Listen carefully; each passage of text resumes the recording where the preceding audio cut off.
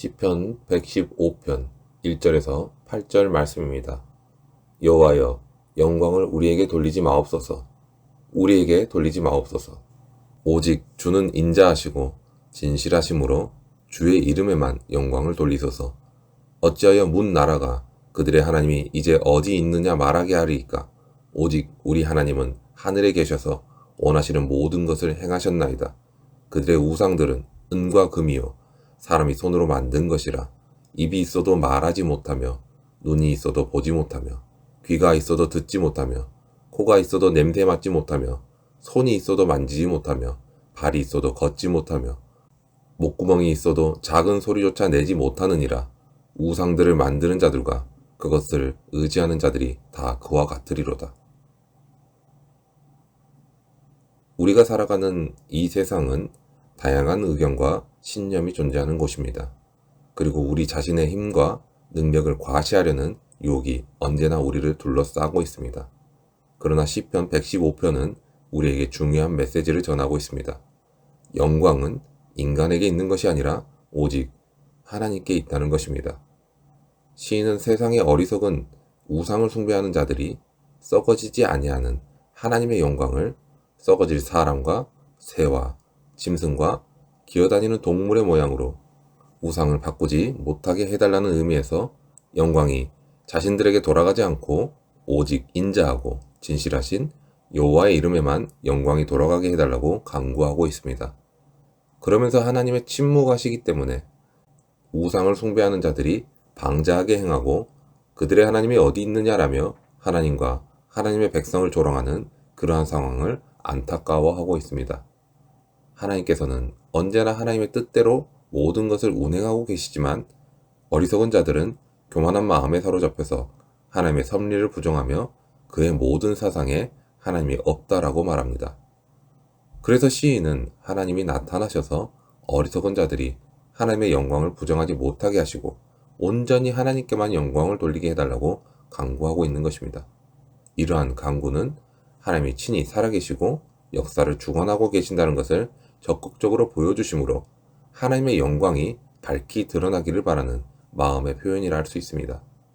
또한 이것은 골리앗 앞에 맞서기 위해 나섰던 다윗이 나는 만군의 여호와의 이름 곧 내가 모욕하는 이스라엘 군대에 하나님의 이름으로 내게 나아가노라 라고 외쳤던 그 다윗의 외침 가운데서도 드러나 있는 마음이기도 합니다. 시인은 어리석은 자들이 신으로 섬기는 우상들은 은과 금을 재료로 삼아서 사람의 손으로 만든 것 뿐이라는 것을 이야기하고 있습니다. 사람이 우상을 만들 때 자신의 모습과 같이 입과 눈, 귀, 코, 그리고 손과 발과 같은 모양으로 만들었지만 우상은 살아있는 것이 아니기 때문에 그 기관들이 아무런 기능도 하지 못하는 것을 강조하고 있습니다. 우상은 입이 있어도 말하지 못하고 눈이 있어도 보지 못하고 발과 다리가 있어도 걷지 못하는 죽은 시체와 같은 것입니다. 시인은 우상들이 생명체의 모양만 하고 있을 뿐 생명이 없기 때문에 우상은 아무런 기능도 하지 못하기 때문에 우상을 만드는 자들과 우상을 의지하는 자들은 결국에는 다 죽게 될 것이라고 경고하고 있습니다. 하나님께서는 인간을 하나님의 형상대로 만드시고 인간의 코에 생기를 불어넣으심으로 인간을 살아있는 존재로 만드셨습니다. 그러나 죄로 인해 타락한 인간들은 생명을 주신 하나님을 잊고 생명이 없는 아무것도 할 수 없는 우상을 섬기게 됩니다. 그 결과로 인해서 하나님의 심판을 받아 둘째 사망의 형벌을 받게 되는 것입니다. 하나님께서는 율법을 통해서 피조물의 어떤 형상으로도 자신들을 위한 우상을 만들지 말 것과 우상들에게 절하지 말고 그것들을 섬기지 말라고 명령하셨습니다.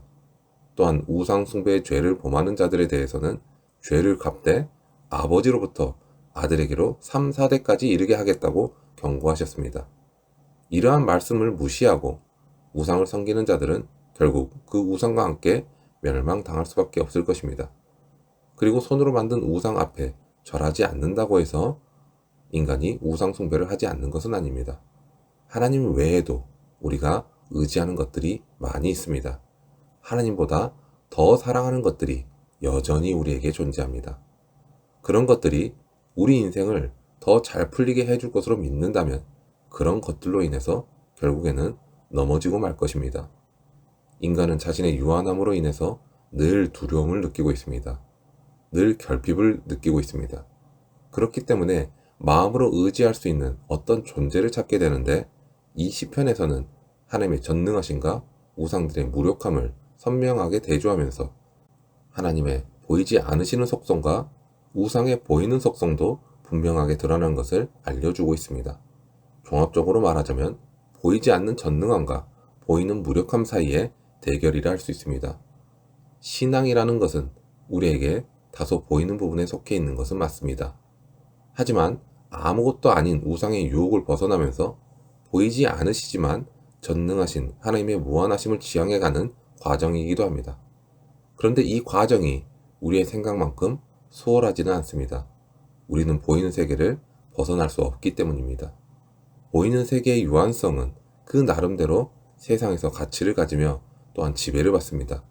그래서 모든 사람은 이 유한한 세상에 있는 동안 가능하다면 그 가치를 지닌 세계에서 보다 우위를 차지하려고 안간 힘을 쓰는 것입니다.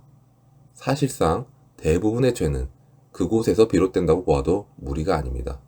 상대적이고 유한한 가치를 지닌 세계에서 우위를 차지하기 위해서는 필연적으로 다른 사람을 눌러야 하기 때문입니다. 그리고 그 수단은 대부분 공격적인 경우가 많습니다.